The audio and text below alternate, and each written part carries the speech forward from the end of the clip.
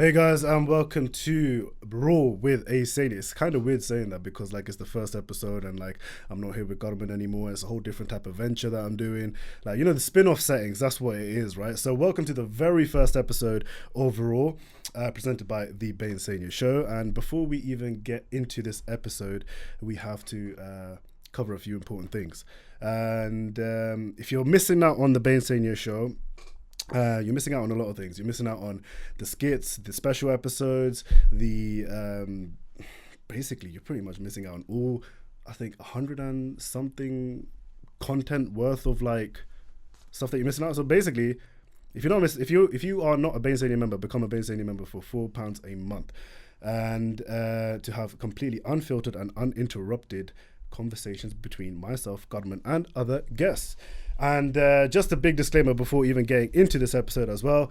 This episode contains material for adult audiences and contains some offensive languages / themes. So these opinions in these episodes are for entertainment purposes and educational purposes only. So I'm here joined with a very, very special guest.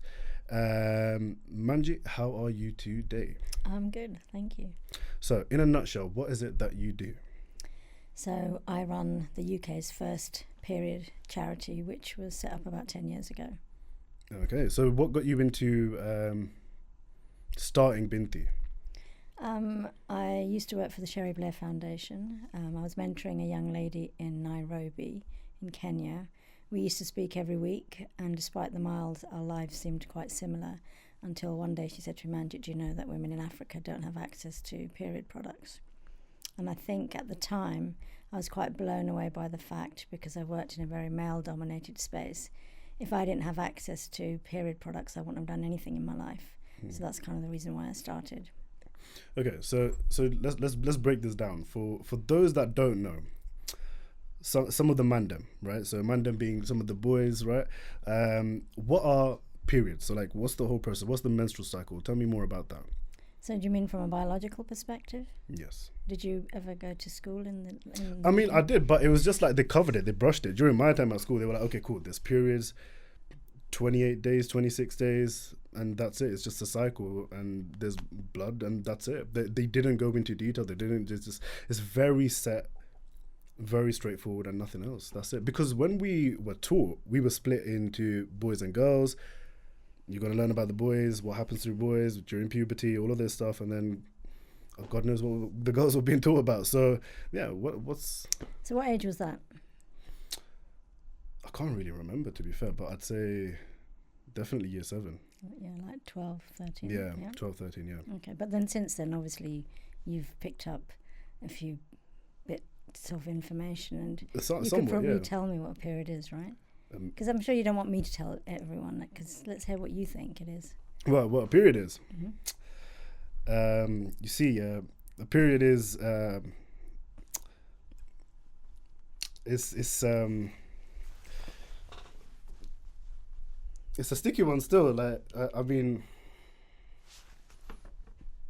it's when blood comes out of a woman during their cycle, and that's when they release an egg out of their uterus. Mm-hmm. Am I right or am I wrong? Okay. Am I completely far from it? No, you're getting there. That's pretty good. Okay. Yeah. All right. So what am I missing out in this whole like cycle? Well, it's complex, isn't it? It's a normal body function, and everyone goes through it during puberty. It's different for everyone as well. So some girls will start as young as 7, others might start when they're 13 or 14, right? And it's part of puberty. So in the West, we're taught that if your egg is not fertilized, then your cycle will start. But we don't really talk about fertilization, because we know that all of the taboo and the stigma is there because our parents know that when we get through puberty, if we were to start having sex, then we could get pregnant. So in our menstrual training, what we do is we cover different aspects of menstruation. So from the biological perspective, an egg is released every month from either the left or the right ovary, and it comes down the uterus. So it doesn't come out from both, like, so it's just either one of them? Yeah, usually it's either one of them. Okay. Yeah. And then it comes down through the fallopian tubes into the uterus. The uterus lining will shed, and then it comes down the vagina and out of the vulva. Okay. All right, so that is like that is towards the end, and then it just goes over a cycle again and again, pretty much, essentially, right? Or Yeah, so we call that day one. So day one is so day one is when the egg is released, or when? the first day of your bleeding is day one. Okay, all right. So when does period stop then? You mean what age or? Yeah, what age? Yeah. Could be anything from, say, generally speaking, it's in your 50s, but it can happen. Some girls and some women, the perimenopause can happen at any time, but generally it's between the ages of 45 and Okay, so above. so you mentioned menopause, right? So Mhm. so what is that? Because I can't lie, I get confused when like certain women are like, oh, there's menopause season or something like that. Like I don't know what that is. So what is it? Well, the menopause is generally the end of your cycle. Okay, so it's the end of Simplistically. so what is the end of everything? Not everything. Okay, all right, Menstruation, right? Can you imagine if it was the end of everything? all right. But I think that's it, right? There's shame at the beginning when we start our periods, and there's shame at the end when we finish our periods. And that's why it's important to talk about menstruation, talk about perimenopause and the menopause.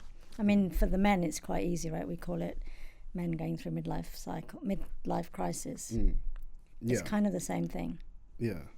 Okay, so it's essentially the time where it's pretty much you stop having periods and all, and that's towards like it can happen anytime, pretty much. But Generally, yeah. after your late 40s. I mean, it's the eggs stop releasing.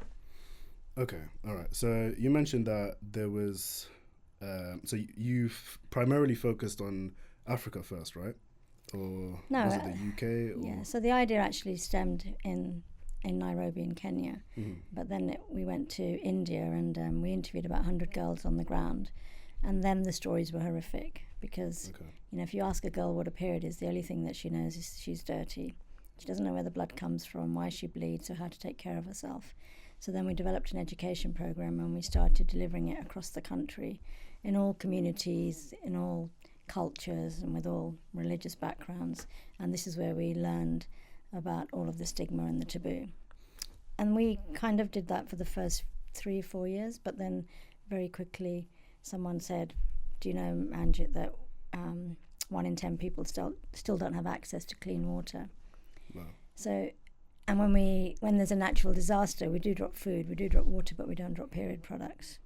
And if you just go back to COVID, right, when the toilet paper went off the shelves and we had lockdowns, like imagine if you were a girl and you didn't have the courage to tell your parents that you need pads or tampons. Like, what do? But now imagine that this is the reality for some girls around the world every month, every cycle. So that is quite rough. That is quite rough. Like, I mean, it's kind of crazy because even if you look at how expensive are these like products, these sanitary products? So we call them. Language is really important, Okay. right? Because we know that if girls in India think periods are dirty because that's what people tell them, right? We don't talk about them. They stem from the fact that we use words like sanitary Okay. or hygiene. So I was wrong in that case, right? So well, you haven't been educated with it yet. Once you know, then you change your vocabulary, right? We don't call it sanitary products. Some people call it. So what do we call it then? Period products. Period products. Or menstrual products. Pads, tampons, all the other things that are there. Okay, so what challenges have you faced with Binti? I think I'm one of those people that focuses on solutions. So in my eyes, I haven't. But now that I've been doing it for 10 years, pragmatically, I've got to say, it's funding and it's the usual thing, resources. Those are the primary challenges. So why do us Indians / Punjabis and our community consider periods as taboo? Again, because, I don't know, when you were growing up, do you have sisters? No. No? I don't. Okay. All right. So when I was growing up, if I washed my underwear, I was told by my mother that I had to throw a towel over it on the washing line because God forbid my brother or my father saw that I was wearing underwear, right? So that's kind of where, that for me was my understanding of this stigma and shame. It exists with anything to do with girls, right?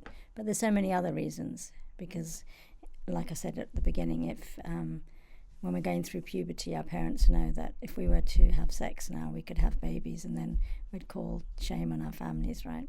So there's a lot of it there. But again, it goes back to the fact that, if you think about female anatomy, Hmm. do we talk about, does anybody know how to draw a vulva?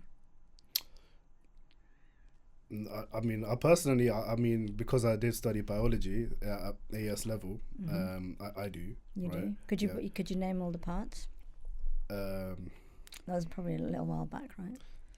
there's the urethra, there's the vagina, there's the labia, and there's the clitoris.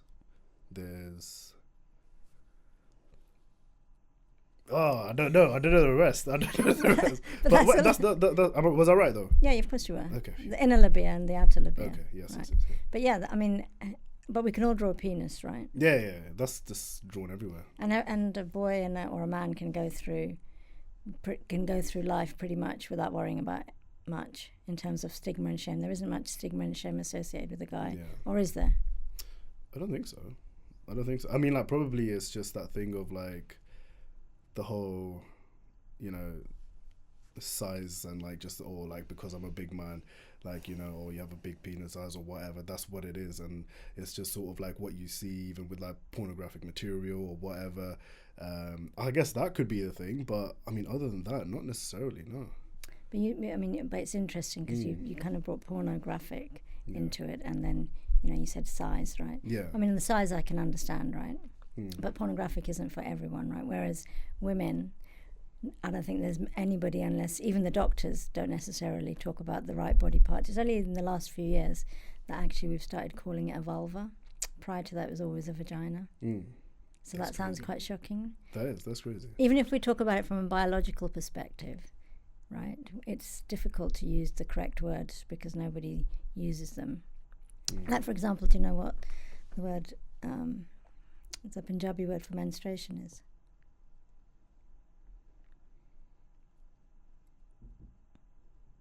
No, I don't know. I don't know. I mean, I didn't know either, so I asked my mum. What is it? Yeah, I asked my mum.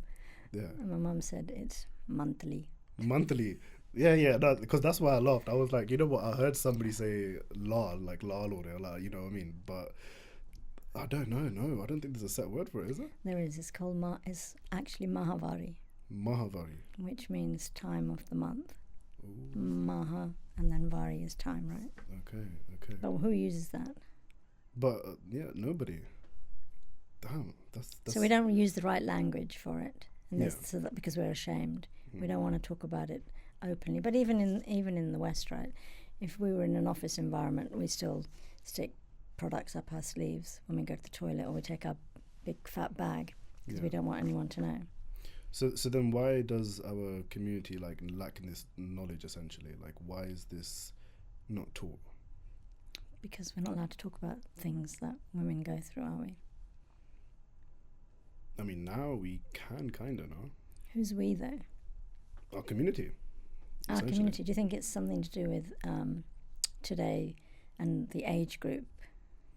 I think so, because obviously times have moved on, and we are in that sort of modern generation. That's what it is, right?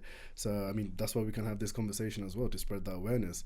But again, I feel like you're right, and I get it, because even I had this conversation with my mother as well about periods, and like, because I'm an only child, so she's she did give somewhat of an education. She's just like, listen, look, but like in the month there is always a time where a woman goes through, it's a bit tough and all that. So she gave me the education down low on that. But then other than that, like, there's nothing extended upon, like, with that, You asked earlier about how much do period products cost. Yeah. Like, for example, depending on how heavy your cycle is, you might only need one packet a week, or your cycle, or you might need 3, right? So you might buy the 50p or 65 pence ones from Tesco, which are like sandwiches, and they're the oblong shape, the old traditional shape, and I think you get 8 in a pack.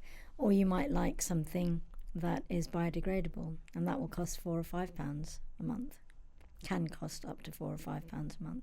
Yeah. Biodegradable, because we as women are, all of the period products we've ever used in our life, like the standard ones, they are sitting on the planet.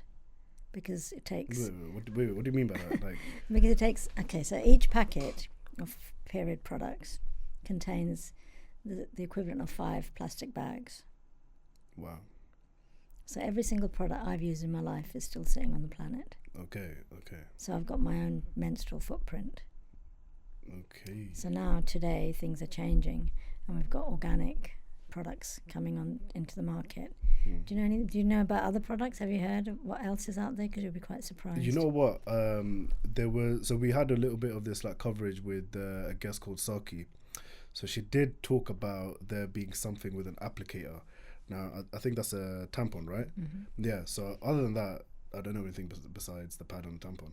Okay, so we have the pad. Yeah. There's so many. Have you heard of wings on a pad? Yeah, wings and all of that. Yeah. Yeah, I super remember that, yeah. thick and thinner, and some crazy ones are scented, and lots of variables, right? Because we don't know enough about what these products do to us and what harm they cause us. Okay. But then tampons. So tampons, some come with applicators, some are super strength, some are, have low absorbency. But again, we've not really looked at what they're made from.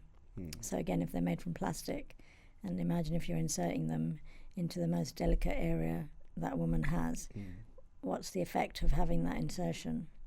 And the impact over the life. In fact, I think it was 10 years ago. I had a meeting with Procter & Gamble, and we were in this competition, and the competition was about looking at different products that were available. And the guy said to me, Manjit, one of the most women use the wrong product. So imagine, right, if you think about all of the different quantities of blood that these tampons might absorb. Yeah. Right. And let's say if you also imagine you have a 7-day cycle, which most women don't, but if you have a 7-day cycle, the first day you bleed, you might have a little bit of blood coming out, or you might have a lot. And then the last day you bleed generally it's just trickling out the last remaining amount. So if you buy just a packet of tampons and you use them on the same day for that whole cycle, you're going to be using the wrong product. Does that make sense? Yeah, it makes sense, yeah. So when you're using the wrong product, then you get infections because the tampon that you have shouldn't really be used on a day that you're not bleeding that much. I see. Right. Okay. All right. So you should be mixing and matching. So you could have tampons when it's a really heavy day. You could have pads or liners. Do you know what liners are? No, I don't. Liners are panty liners. They're basically there for either to save you from leaking, in case you're worried about that, but then it could be there for the dribble days. Okay. So essentially what it is that there's no like tailor set, like, this is what you take for this specific day, essentially. But obviously there are other products that are there, but like people just get the packet and this is what it is, and like, they will keep on using it. Okay. Because you kind of get the packet shoved. Some people get the packet shoved in their hand, and we don't realise that there's anything else. So it's almost like once you buy one product when you're young, you buy that for the rest of your life. So we're trying to change that as well. Okay, so you got to tailor the period product to your cycle. Okay, so might be a little bit of a silly question, but in terms of like, does that sort of like set you up for the next cycle? So would the next cycle sort of be somewhat the same? Like, would you expect like, okay, day 3 or 4 to be like heavy compared to last month being like 1 and 2 being heavy? Is it like that, or? Yeah, generally speaking it is, but what we find is you should monitor your cycle over like a period of 6 months, and then you'll see the pattern. It's difficult to see the pattern over 1 or 2 cycles, but if you do it over a year, then you might see that you get really heavy periods every 2 months and a light one on the 3rd one. Or it might be consistently the same. Some people are like clockwork, and others, they can't tell when they're going to start. Interesting. But going back to the product, the other things that are now available are reusable ones. So I don't know if you've heard of menstrual cups. No, I haven't, no. Okay, so if you imagine an egg cup. Yeah. When you put your egg in it. Yeah. But it's made out of silicone. Okay. And it's got a little tail. So essentially, it's a silicone cup. You kind of fold it so it scrunches up together, and then you insert it.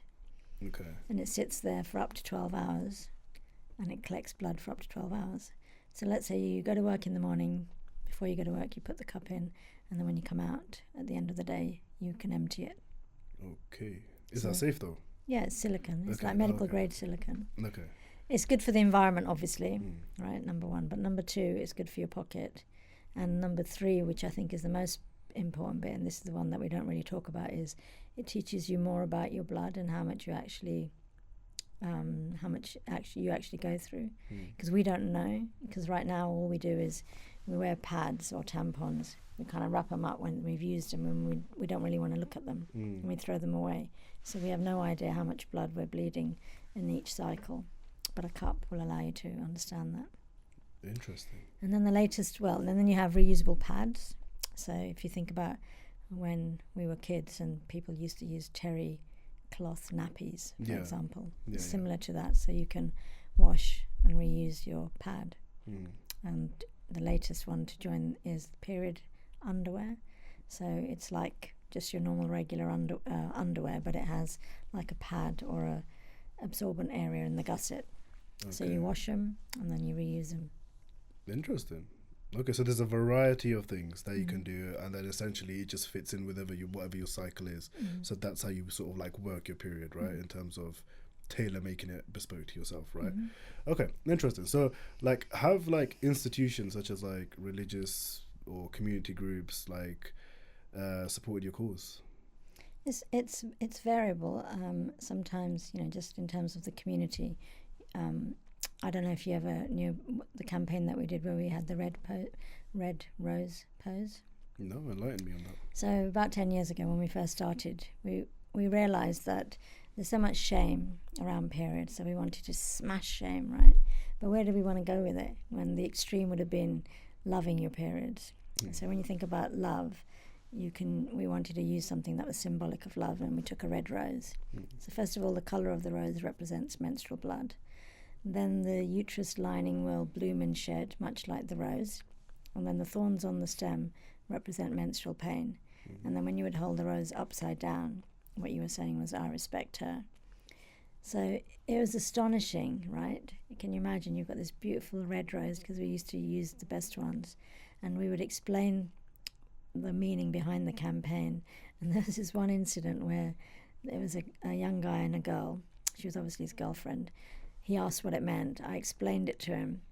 And when I got to when he realised that I was talking about menstruation, he kind of threw the flower on the floor. Yeah. Because he was so disgusted by this idea, and it was just like, wow. Wow. That's crazy. So, yeah, it kind of depends if you have it ingrained in you. Like, it's the foundation of life. We're all here because someone menstruated. And when you think of it from that perspective, then you think, wow. But then culturally, because at least in South Asian communities, it's considered dirty. Like in India, there's actually temples that have signs up outside temples, mandirs, saying if you're menstruating, you are not allowed to enter. Wow. So forget just communities and this language that we use between ourselves. They actually have placards outside places of worship. But then in theory it's like counterintuitive, because you're cleaning your body, isn't it? And that's I don't know, like as in like why is that more of a, I don't think it's a religious thing, but it probably is more of a cultural thing, isn't it, within India especially? And that's the thing, we kind of confuse culture and religion really badly. So before I guess one of the things that we also agreed at the beginning was that we would always talk about it from a cultural perspective. We would never really look at religion, because firstly we didn't know enough about it, but secondly God made us. If God made us, then how can religious practices say it's dirty, or we shouldn't participate in religious activities, right? That's where education comes in. That's what I think. But I can still be challenged. So we decided that we would work with the Sikh community first, and in 2018 we signed up the Khalsa Jatha Gurdwara in Shepherd's Bush, and they became the first temple, Gurdwara, in the world to provide free period products. So you can go into the Gurdwara and you can grab products whenever you need them for, hopefully for menstruation. But that campaign, like I've never really had, obviously I come across people who are really horrified, that we're talking about periods, but not that many. Like, I still think there's less than 10 incidents that I can remember. And this is probably the biggest one that happened because, so we had a stand in the Langar Hall and we were talking about our work. The Gyanni discussed, the Gyaniji talked about periods and our work on stage. And then we did this big thing about putting in free period products. But there was this one woman who, I don't know what it was. She was from India, so her cultural beliefs were a little bit different from, I think, ours. And she just had a bee in a bonnet about something, but she was trying to say that I was using the Gurdwara platform to big up myself. Like, can you imagine? I'm bigging up myself talking about periods. Like, I must be. That's a strange one to use, right? Yeah. But all I remember was after I was quite nervous, right? First of all, I have to talk about something. I don't even know what the right language is. It's kind of difficult. It was difficult then, because even though I know that I'm talking about something that is helping girls, there's still this inherent shame. We're talking about things that we're not allowed to talk about. So I was nervous about that, but it was all going really well. And you know how in Shepherd's Bush Gurdwara you've got the stairs going into the langar. I was going downstairs and this woman, she said, see what you've done? Our toilets are blocked. Go and clean them. And I'm like, what? That doesn't make sense. She actually made it seem as if now that women have pads, that the toilets are getting blocked and it's our fault. And the idea that we have is just a ridiculous one. So that was kind of like the biggest cultural backlash from one person. But it seemed really big because for us it was quite big to get a Gurdwara to agree to talk about it. I mean, just talking about this Gyanni. This Gyanni was from Bangla Sahib, like proper Indian Punjabi Gurdwara. And I remember we were in the garden and he said, oh, I know you, you're from Binti, aren't you? I'm like, yeah. And he said, but it is a little bit dirty, isn't it? I'll say it in English first. He says, it is a little bit dirty, isn't it? Like, you can't really come and sit on the white sheets if you're on your period because, you might leak. And I said, you're right, Gyaniji, but what about when a man has, like, dirty thoughts in his head and he's sitting on the white chadar? Like, how does that compare? Right? And then you can see the penny dropping in his head. Or I said, or even if you walk outside and you come inside and you sit on the sheet and your feet are dirty, what about then? And then that's what I love about the work that I do the most. It's like when you watch the other person get it, you can actually see that connecting point in their eyes. You're like, that's it, I've done it. So this guy then, the Gyanni from then on, he was like our biggest advocate. And that really helps because, so I'll tell you a story about my mum. I went to India when I started this work. For the first time I was allowed to go by myself. Normally you go with your parents because you can't live in India or somebody's going to do something to you. You can't travel by yourself. But I said, Mum, you can come with me, but I have to go and do my work. So I went out, interviewed, about 15, 20 girls. And I had my iPhone, so they were on video. And then I went over to her and I gave her the video to listen. And she listened to a couple of the videos, and there was one woman she was like a farmer and she was working the cattle in the mountains, so a Pahari lady. And basically she said that what she does is, because she doesn't have time, she just bleeds through into her salwar, and then later on in the day she'll go and change her salwar. And I'm like, I was really heartbroken because can you imagine first of all, they're in the mountains working really hard with the sun blazing down on them, and then this is how they manage their cycle. And then there was another one, and I can't remember exactly what she said, but when my mum heard these stories, she got the phone and she kind of flung it across the manja, and she said, why do you have to do such a dirty job? And I was like, oh my God, wow, this is deep. This is my mother. And then about 6 months later, I was due to go on the Sikh channel for an interview, and I made this in India. No, in Birmingham, in the UK. And I made the mistake of going over to my mum's house the day before because it was cold. I was in a onesie thing, and I didn't realise we had guests. My mum was like, make sure when you go on television tomorrow you wear chajide kapde, like wear proper clothes. And I'm like, you're worried about the clothes, Mum, that I'm going to wear. I'm worried about how I'm going to speak to Uncle G with the white beard about periods. And she says, Kabardar, don't you dare speak to him. Make sure you speak to the girl in English. And then this funny thing happened because Uncle G did talk about it. Okay. And he was like, Shabash, well done, this work is really important. And then it kind of changed the whole thing with my mum, because she just needed to hear it from someone that she respects and someone she believes. And then from then on, it's like she understands the importance of the work. So, but I think it's the same for everyone in our community. Yeah, I think it's that thing of like being the first person to do that within our community takes a lot of courage, because nobody's ever done it and you're being the pioneer for it. And it's like, yes, you will face tons of backlash, probably backlash that you probably haven't even encountered yet. But it's just one of those things where it's the consequences of whatever you do, essentially. But what has been the challenge between the UK, India, and Africa, like in terms of your work, like the obviously the challenges that you face, but then also like how do you as Binti like attack these areas based on their like cultural context? I mean, I guess culturally, I can speak to anyone. I suppose I could speak to anyone before about anything as well, right? Whether they're young, whether they're old, whether they're black, white, wherever they're from, because I'm tuned into communication from a very young age.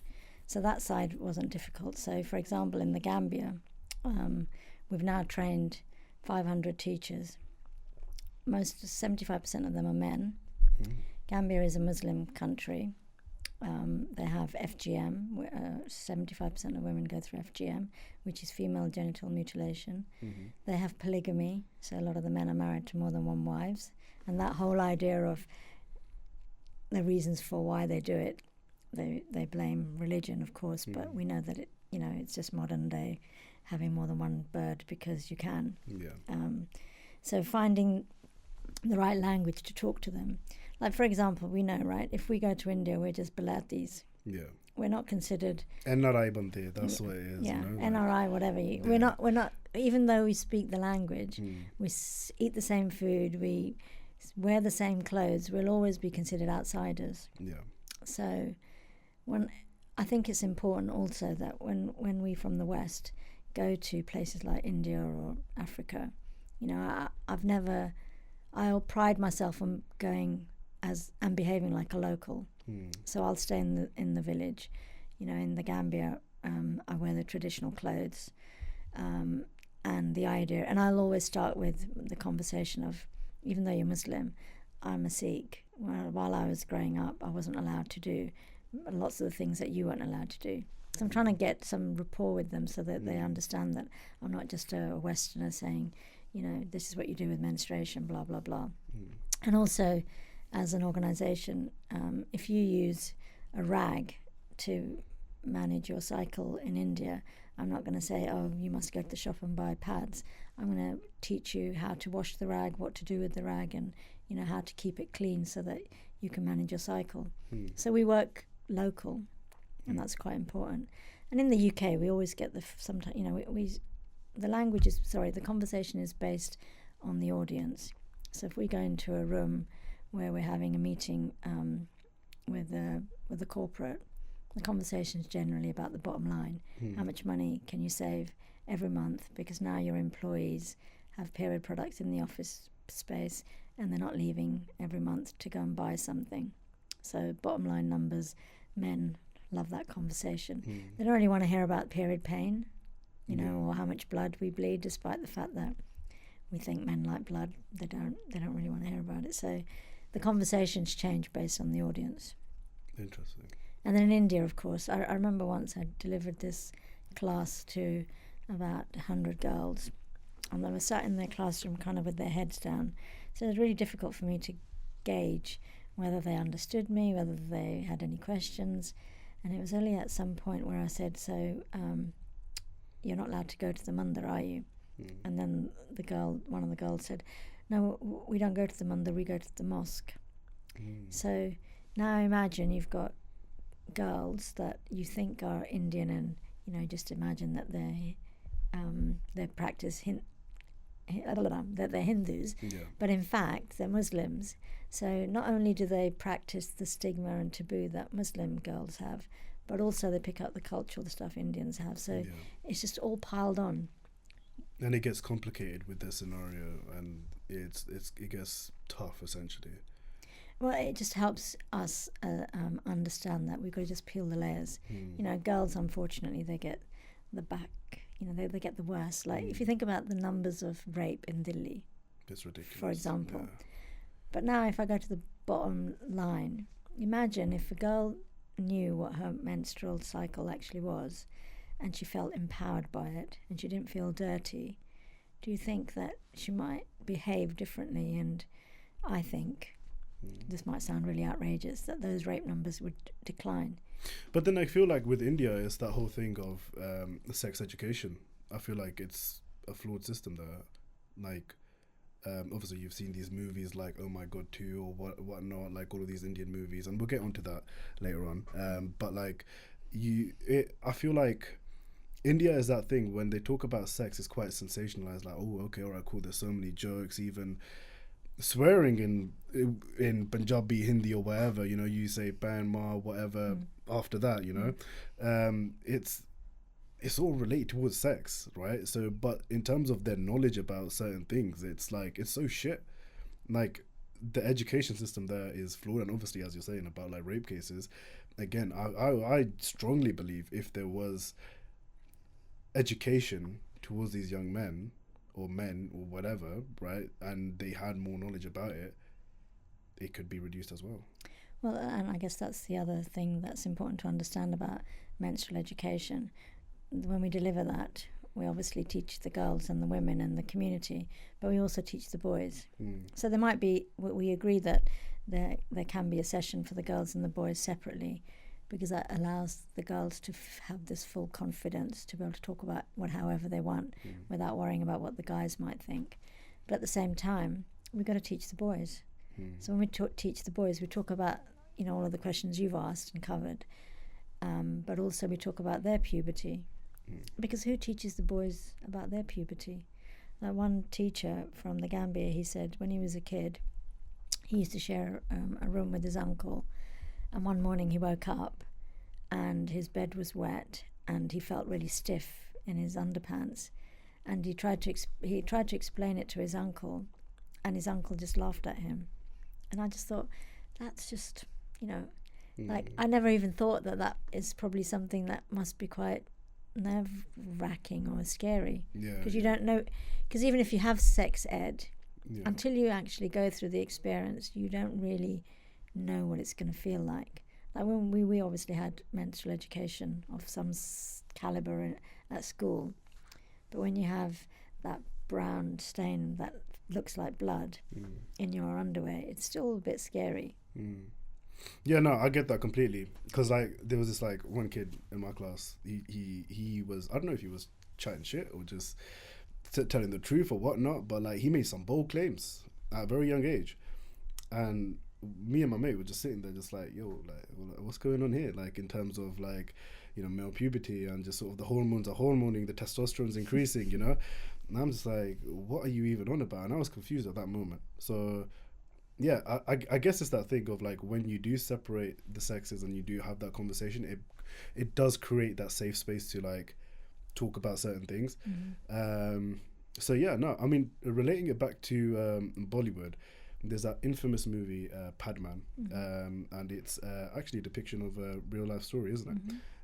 And it stars Akshay Kumar. If you guys haven't seen it, I do highly recommend you guys to watch it. It's very good.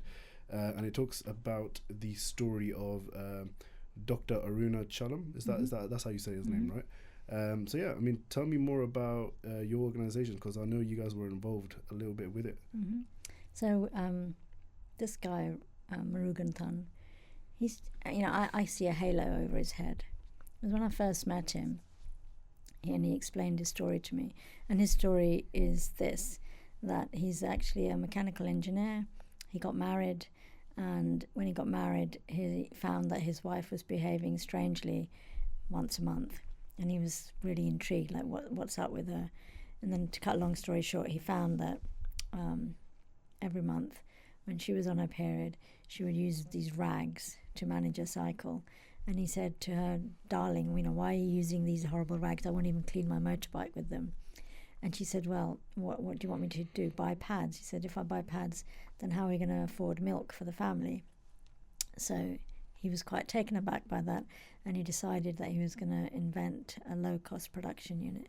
So essentially he copied the Procter & Gamble model of like this big, large manufacturing industrial machines, and you put them into 5 different steps. So the first one is you get white, it's called, I've forgotten what it's called now, but it's like cardboard, and you put it into a little blender and it fluffs up, and that's the cotton wool.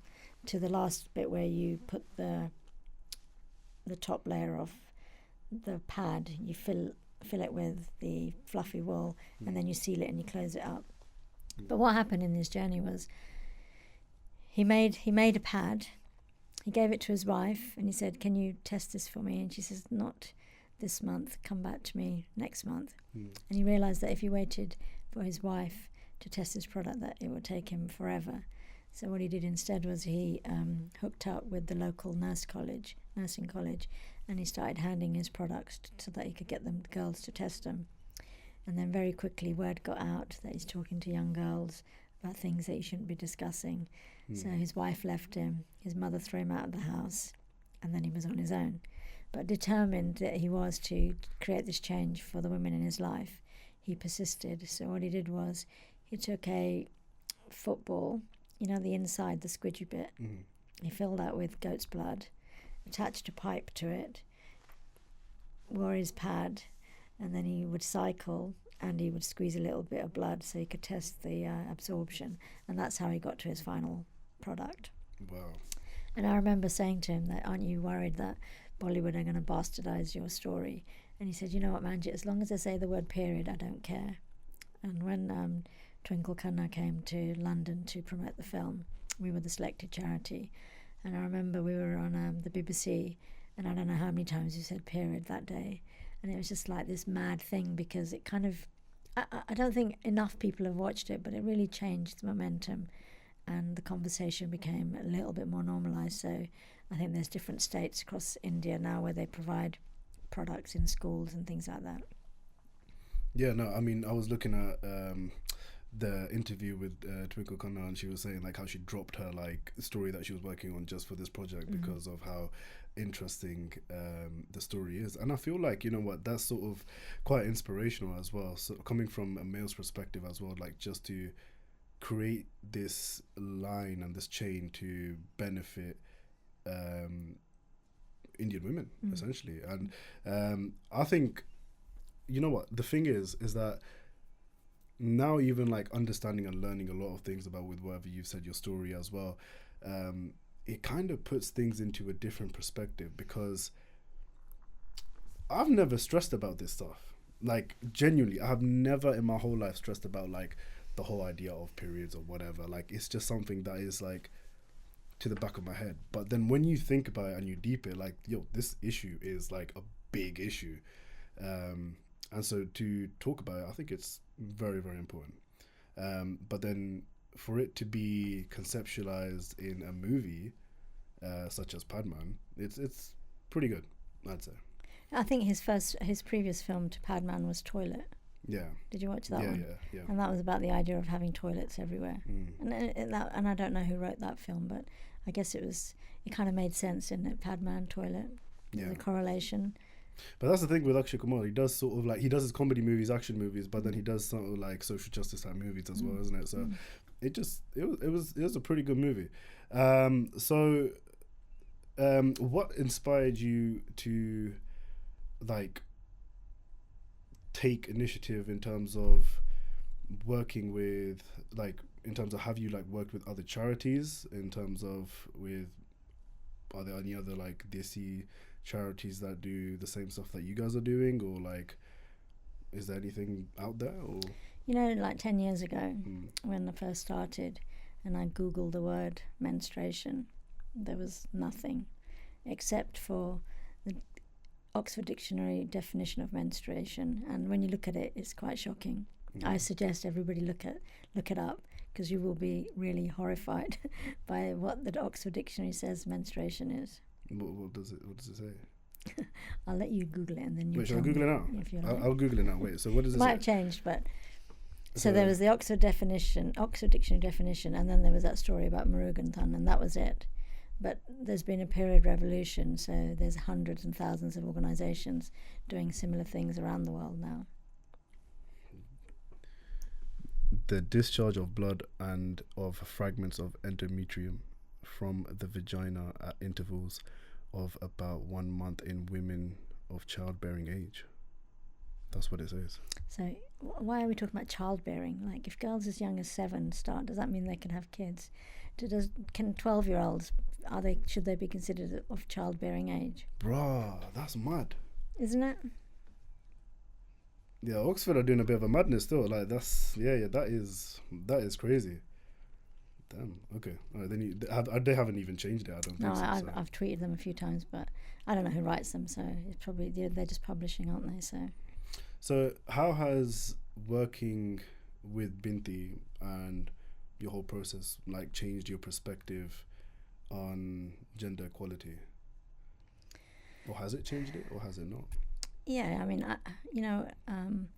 when I first started, one of the reasons, apart from the story that I tell you, was that I was travelling a lot internationally, and I remember going to Dubai and seeing and smelling, all these really beautiful women with their nice nail polish and fashion bags, completely covered. And I had that against going to Thailand and walking past bars and restaurants where you had young girls who still had their baby fat, dancing around poles. And to me, it just seems like there's just so much difference between being a man and a woman in this world that something's got to give. And of course, we can talk about progressive societies wherever we want, right? We call it progression in the UK. But even if we think about Christianity, for example, when were women allowed to become priests? Why weren't they allowed to become priests? Because menstruation was deemed dirty. Right, so you have that. Then you think about in India, or you think about in the West, right? The conversation's changing, but if that's just the foundation, and there's so many other layers on top, we're doing well, we're moving, but we go back every now and again as well, don't we? Like now we're not allowed to say women in this country, or girls. We've got to say people. Wait, what? Really? You've probably heard of the trans. Oh yes, yeah. Conversation, right? That is, yeah. That like he, she, he, they, them, The pronouns, yeah. She. I don't know how to pronounce that, but yeah. No, I get where you're coming from. I get that, and I feel like it all comes under the whole fact of like, it is breaking those stigmas down essentially. So hypothetically speaking, right, let's say I have a daughter, right, and what would be the best way for me to educate my child about menstruation as a parent? Well, I think through my own personal experience of having a son that was 7 when I first started, it's about not telling lies, not covering up, and just using proper language that they understand for the age group that they have, right? Because essentially what you want to do is you want to empower your child so that they don't feel any shame, that they understand how their body works, and that they can talk to someone if they need to. Because in the UK it takes 10 years to get diagnosed with a period disorder. Okay, so what's a period disorder then? There's so many of them. Like we period pain. We shouldn't be having period pain that keeps us in bed, for example. Okay. But we just think period pain is normal from a cycle. Okay. So there's some of the disorders are endometriosis or PCOS, and with some of these disorders, some girls will bleed nearly 75% of their life, wow. As in the month. Yeah. And that's really hard. But but our health system is not designed to empower girls and women to understand their cycles. Okay, so going a little bit off track here in terms of you mentioned about PCOS, and that is connected to period disorder, right? Period disorders. Right? Okay, so tell me a bit more about that, because we've not covered this on the show, and I have zero idea as to what that is. So there's different things. So one of the ways to work out, we always say that you should take note of when you start and how many days you bleed and how each day feels like. And you can use apps these days, or we use. So that's going back to, like, you know, seeing your period, how does it flow, what goes on with what specific day, right? Yeah. And if you take a record of your cycle for a year, you've got like good historical data there, and then you'll know what's normal for you. You have to go and then see a GP in the UK, and it's difficult to see a GP that understands menstruation, because apparently most GPs only have 15 minutes of training around menstruation. Okay. So if you're armed with this knowledge, you go to see a GP and you say, look, I don't think my period's normal. Either you're bleeding excessively, it's really painful, or it could be a number of other things. That GP should then look at the data that you've given and then run some tests. If that GP doesn't do anything and just says, oh, you'll be fine, this is normal, this is just what happens with a period, then go for a second opinion. Because if you don't go for a second opinion, it will take you 10 years. Okay. So we kind of know our own bodies. We know what is normal for us. It doesn't mean it's normal in the grand scheme of things, but you've got to be armed with this knowledge so that you can go and see a health professional. Okay. All right. So that I think is just like keeping an assessment of essentially how your flow is, right? Okay. So what would you say is like in terms of the changes that you have done in terms of Binti within the UK, what's like your future projection as to what you want to achieve? I think all women should have access to period products. Should period products be free? Yeah, because once upon a time, maybe you were a bit young for it, but some guy decided that all public toilets should have toilet paper in them. Yes. Right? So you'll find that in the workplace. We've got toilet paper. You'll find that in shopping centres, in pubs, bars, restaurants, everywhere. And what happens is, if I was to start my period right now, I would go to the toilet, I'd get toilet paper, I'd make a makeshift pad, and that means using a lot, and that's what I would use until I go to the shop to buy a pad. This is all of us. We live in the UK. We're like the most privileged society in the world, but most women use toilet paper in between buying period products. Now, if we were to put free period products in all toilets, facilities will find that the toilet paper consumption will decrease, and in effect, it will pay for period products. And then we won't be bleeding without access to period products. So it is viable. Well, what do you think? When I say it like that, does that make sense?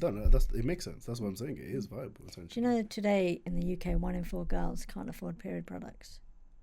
Wow. So what do they do? Obviously, like make makeshift ones and... Makeshift ones. Some use socks. Some use nappies, depending on what's available. Wow. So this isn't in the 10 years that we've done this work, we found that this isn't a problem just over there. It's on our doorstep. I mean, it's crazy because, like, okay, we're talking about biologically something leaving your body, right? So if somebody is busting a shit, they go into the toilet, they're wiping themselves with toilet paper, right? That's leaving your body, right? So if there is blood coming out of you, why isn't there a pad that's there available for you in the toilet or one of these, areas where it's accessible, And we do have lots of conversations where people will say, yeah, but you should be paying for it. Well, why should, they'll come up with, next should be saying that men should have their razors. We should give men free razors because they'd have a beard if they couldn't afford a razor. But then some will argue, condoms. We give free condoms. Yeah. Anywhere. You can actually refrain from sex if you want to, although the health implications obviously affect women a lot, because if you get pregnant, then you're screwed, right? Yeah. But we can't. I can't close my legs if the blood to stop the blood from coming out. That's mad. Toilet paper's free, condoms are free, but period pads and products are not free. Wow, that's crazy. I think toilet paper consumption would actually decrease around the world if we were to do this. My mind has been blown. So before COVID, in the UK, it was 1 in 10 girls couldn't afford period products. During COVID, it became 1 in 7. And now, because of the cost of living crisis, we think it's 1 in 4. Could be worse, and it's different in different demographics, right? Yeah. Well, guys, we're at that moment of our show where we are going to be doing our first ever 6-round questions with Manjit, of course. So, if you guys don't know what this is, basically, any guest that comes on this show will have 6 questions for myself, and I don't know what they're going to be asking, and we'll see how it goes. But my aim is to get 6 out of 6. If I do, then I'm just a sick guy, innit? You know what I mean? But if I don't, then we'll see at the end of the season if I have to do a forfeit. We'll make a big voting thing for you guys, so then we'll see. I'll do a forfeit. That's reasonable, right? I think so. I mean, I could tell you what the forfeit could be. What would the forfeit be? You'd have to wear a pad for a day. A pad for a day? Yeah. Or a week then, okay. Well, is the days too long? Maybe a cycle. Just to get a real feel. And then you could sponsor it. You could have people sponsor you to wear it. What? To wear like a pad? Yeah. That's crazy. Well, okay, so how many do I need to get right at least, though? Like, if you said 6. No, I'm saying throughout the whole season. Like, the whole season. You started it at 6, so it's up to you. Shit. Okay, no, okay, all right. But that's actually good, if you think about production, that's actually good preparation, isn't it? Then you know who you're speaking to, and you can kind of gauge. Okay, can we say 5? To be on the safe side, please. Okay, I think that's pretty See? cool. Okay, all right. Let's go. I'm ready. Let's go. Question number 1. Okay. Tell me you are on your period without using the word period. So I'm the female. No, well, yeah. So I have to act as a female. Just say that. So I can't say period. Mm-hmm.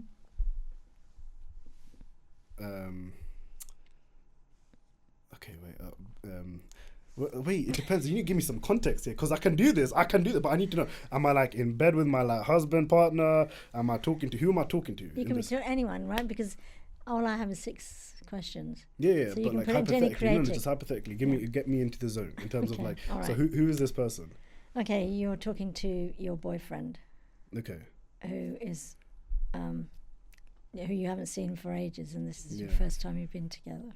Okay, first time there's something going on. No, the first time you've seen them after a long time. Okay, all right. So obviously your boyfriend's really missed you a lot. Okay, all right. I'll be like, hey darling, how you doing? You look cute. No, we can't. No, it's gonna be a bit tough, like, you see, like it's a bit hard. Like it's that time of the month, you know what I mean? Like, I just can't really, like, just, you know what I mean? But you look cute anyways. Like, yeah, that's what I say as a girl. Okay, so you said time of the month. Yeah, but I didn't say period though. Yeah, but it's all the You said don't say the word period though. So okay. there you go. All right. You're gonna give me that one though, right? I'll give it to you. Okay, cool. Okay. All right. So tell me a good, a bad, and an ugly period story. You can either make it up, or you can think about all of the things you've heard in your life, because I'm sure you've heard some period stories. There is one which is crazy. About I've. Is it good, bad, or ugly? It is bad and ugly. That's what it is. Okay. This was during university time. And it was an incident that occurred to what happened to my housemate. So I came back from the library at like 1 a.m. So I was tired, rolled through, and all I heard was him screaming. So I was like, yo, what the fuck's just happened here? Like, yo, what's going on, right? So I was just standing there in the hallway, and he just came out shirtless with his trousers on, And I was like, well, what the hell just happened? And he had like a towel covering his face and everything. And A towel covering his face. towel covering his face, yeah. And turns out he was performing sexual activities, and the female was on her period. That's what happened. So at that time, I was like, shit, I don't know. I didn't know how to respond at that moment. And I was just comforting him, and I just told him, like, just go into the kitchen and just relax. And yeah, so he just felt really awkward at that moment. And I didn't know what to do at that moment because I just came back from the library. So yeah, that's a good, bad, ugly story. That's actually that's a really strange. I mean, okay, that's actually an ugly period story, but I think we need a good period story. A good period story is that one day I had to buy period products for my ex-girlfriend from Tesco. So yeah, I remember that she was starting her period and she was like, can you get me this and all of that? So I was like, I don't know what to get, so sent me a photo and I was like, okay, cool, boom, got it. Oh, that was pretty easy then. Yeah, that's it. And did you, when you were in Tesco and you went, did you buy anything else? No, actually, wait, no, there was some eggs. I bought some eggs.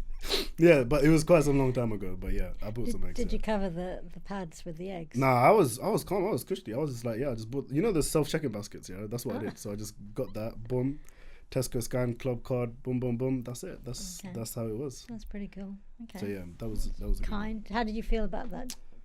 I was just like, here you go, it's your period pads, and that's it. And it was all good. But then she was giving me a weird look though, just because I was too like happy while I was giving it to her. Because I've never done it before. It's a different experience in life. That's pretty good then. Yeah. Do you think that you have the confidence to do it now? Oh yeah, of course, 100%. Yeah. I mean, I don't feel a certain way for it as well. So yeah. Okay. So would you give me that point then? Yeah, I would. That was nice. Thank you. So another one would be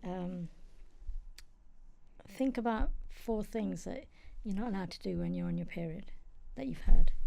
4 things that you can't do. Mm-hmm.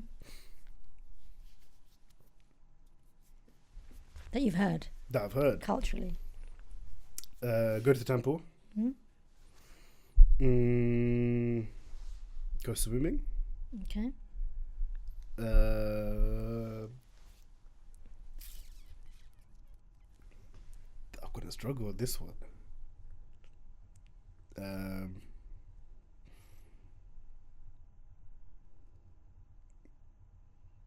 don't know.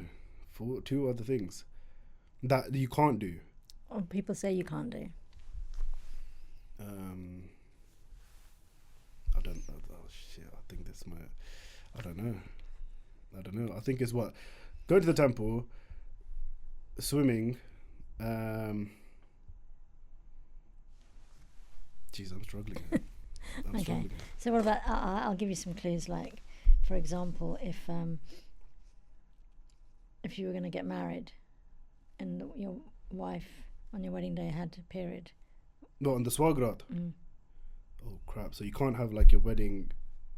Wait. So okay. Wait. So is the wedding done accordingly to the Swagrat, or is it like what is it done? Like is it how do they do that? Like do what? As in like the planning. Like if a girl knows that her wedding falls under the cycle, then she's done out, isn't it? Can you imagine? Do you think that anyone pays attention to period dates? No, they don't. Oh shit. So then it would be a problem if somebody wants to consummate the marriage and then, I never thought about this.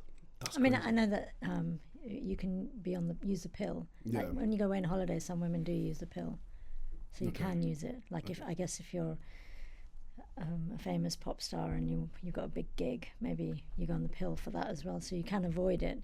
But I don't think it's general knowledge or generally we don't think about it so much. The bride just suffers. Interesting. So in fact, it'd be good to hear if anyone has those stories. But then I feel like it's that thing, isn't it? Do these pills have like side effects? Is it good for you or bad or? Yeah, like, long term. There's lots of different. That's another tough conversation. Okay. But yeah, right, okay. Yeah. Okay, so basically I got that. Okay, I got 2 of them. So do I get half a point at least? You can have. No, I don't think it's. No. Well, okay, but you must have heard of things that people can't do when they say they're on their period. Yeah, like they can't do gym. Like they can't gym properly. I've heard that's Okay, one. that's third three. Now give me another one. Um, But you said swimming and gym now. Think about culturally. they can't do the business. Like We just said that one though, didn't we? yeah, but that's the fourth one, no? That's what you said before though, wasn't it? Okay, yeah, that is true. Okay, so do you know that one girl said to me she couldn't go to her father's funeral No way. because she was on her period? So they can't. So is that an actual thing? Yeah, Wow. because you can't participate in cultural and But religious okay, things. yeah, because that's like it becomes a ritual thing, religious thing as well. Oh crap. Okay. So there's a Okay. serious side to it as well. Yeah, but some girls, if they're on their period, they're not allowed to stay in the house. Ooh, I know another one as well. Why did I forget about this? I should have known about this. But like, when they go and pour the ashes in the river, so if somebody's on their periods, they can't, They can't go, participate yeah, in that. participate. Yeah, that's one as well. Okay. Or Garavajot, like when they do the stick dance, you can't do that Oh really? when you're on your period, yeah. Okay. Some women don't hug other people when you go to their house because you're on your period and you're considered dirty. Okay, I didn't know that. I did not know that. Okay. All right, I got that one wrong then. Okay. Minus Okay. point there. That's all right. Oh, sorry, no point there. Give me 4 types of period pain that you can think of. You know what? I did have the monitor thing, right? So it was a period. It was a period pain, and then there was labor pain. So the type of pain was you feel it here, like you Your feel abdomen. it in your abdomen, like in your lower abdomen. That's definitely one of them. And then I'd say thighs as well. That's 2. Back pain, 3. heart pain, heart pain, or head pain. Headaches. Yeah, Yeah, migraines. yeah. Yeah, Well done. Good. That's 4. That's it. good. That's it. Almost there. What? So we got one more question left? Or? Yeah, I got one more question left. So I need to get this right. You need to get I this one need right. to get this right. And I know it's going to be a hard question. Well, we kind of talked about some of them already, but let's say you get some guy that comes over from India, one of your long lost cousins. He's about 18 years old. His English is not that great, but you have to explain to him what a period is. How are you going to explain it? What would you cover?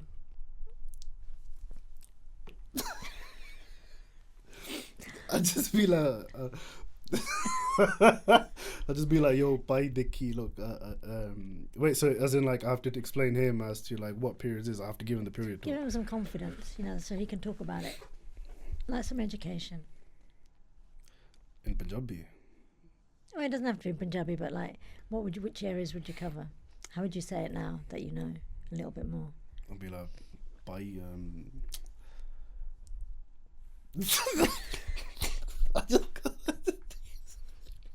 I'll just be like, buy the key. I can't even stop. Why am I starting with buy?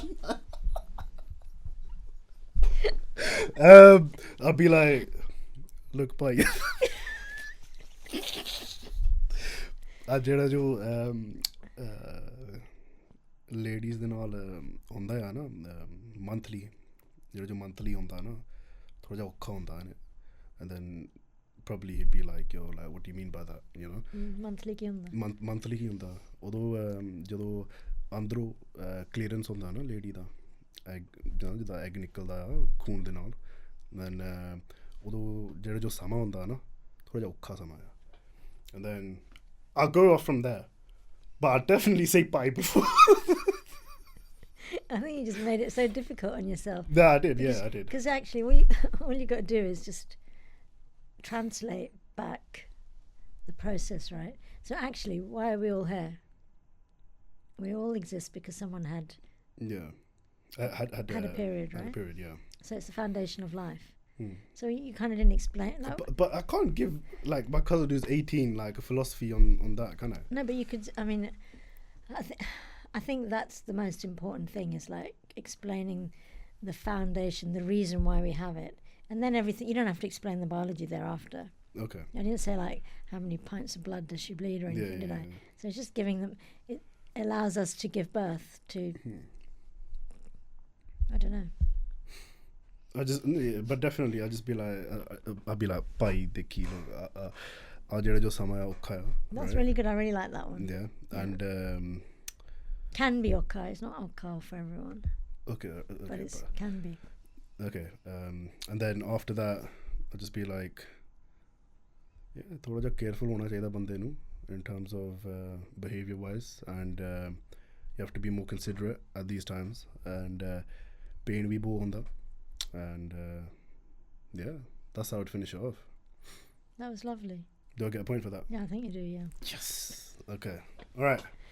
That's good. So, guys, with that, we conclude episode 1 of Raw. So, I hope you guys have enjoyed that episode. And we are going to be back for episode 2. And we are going to get into the nitty-gritties as well in that episode. So, on that bombshell, see, I'm doing what Carmen's doing, right? We are out.